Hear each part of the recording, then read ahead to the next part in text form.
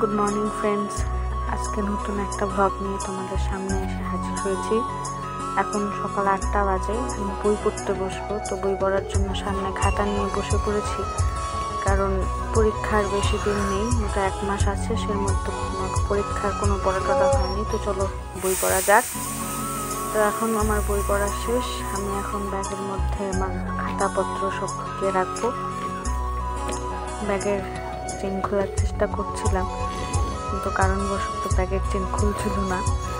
তো যাই হোক, তারপরে চেন খুললাম। ব্যাগের চেন খোলার পরে ব্যাগের খাতাগুলো সব ইনপুট রেখে দিলাম চেনে, রেখে ব্যাগ গুছিয়ে রাখলাম। রাখার পর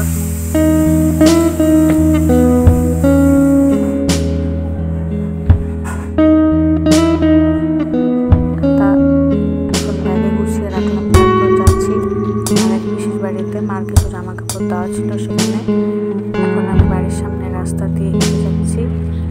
এখন রেল লাইনের সামনে, পিসিদের বাড়ি রেল লাইনের পাশ দিয়ে যেতে হবে। রেল লাইনের পাশে আমি যাচ্ছি, প্রচণ্ড রোদ বাইরে। তো পিসিদের সামনে এসে বলছি, পিসিদের বাড়ির রাস্তার সামনে, পিসিদের বাড়িতে যাচ্ছে।